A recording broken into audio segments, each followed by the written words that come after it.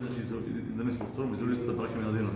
Значи, под крајната улица, човек, значи, од фортирката нагоре, исто, значи, права улица, која што е, значи, мета на брзо брзни од страна на СОС граѓани. Значи, тоа е трето прашање, значи, четврто прашање е насочено кон јавно комунално предпријатие. Значи, проблем на кој што апелира, значи, жителите на селото, станува збор за недовршена канализациона мрежа. Мислам, крајната цевка што од канализацијата е буквално оставена да тече во средината на селото или во непосредна близина на градската чешма и граѓаните апелираат дали јавно комунално предпријатие смета да интервенира моментално за санација на истото, за тоа што директно или индиректно го загрозува здравјето на жителите и здравјето на добитоко од селото. Пето прашање ми е, значи, кое село не чу? Станер. Петото прашање ми е во однос на докаде е изградата на водоводна мрежа во село Зегор. Ние мисля како последничка група дори поднесехме и барање, значи да се укаже или да се најде некоја помош и решение за редукција на водоснабдувањето. Пошто мислам дека единствениот орган кој што може да реагира таму е општина Делчево и градоначалникот на општина Делчево.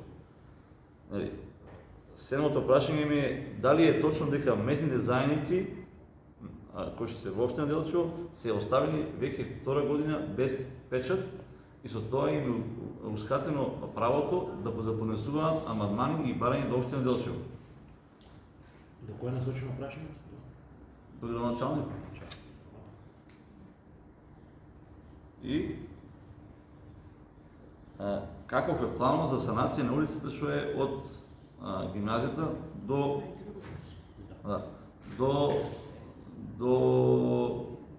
Муци, не знам кој се вика точно на улицата. Значи таму при санација на канализациона мрежа по повлекувањето на земјиштето, улицата е оставена, значи, во многу лоша состојба. Тоа е пропадната и реновирана, па жителите од овој дел од градот реагираат за дали е планирана санација на истата, пошто е грешка или на општината или на надлежните органи.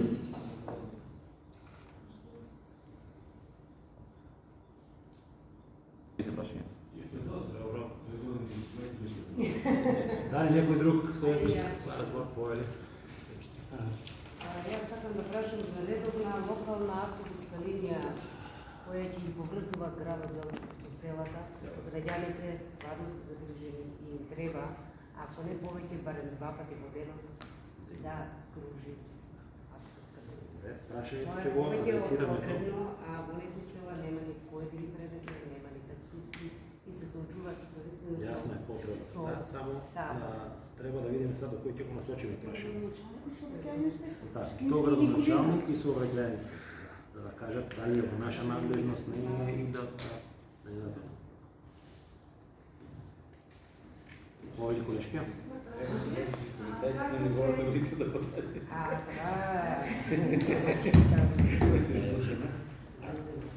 Кој и како се реализира цената на такси услугата во нашиот град Делчево? Пошто сега има повишување на цената на горивата и сите цени се покачени, дали вие сами или Се регулира со одлука на СОР.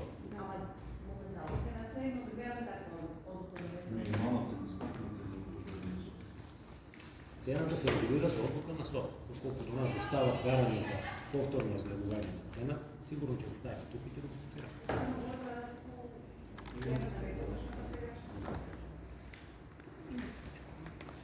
Добро, прашањето до кој ќе го адресираме исто ли? До дали некој друг во разбор? Бидејќи никој друг не во разбор, констатирам дека дневниот ред е исцрпен и седмицата е прогласена.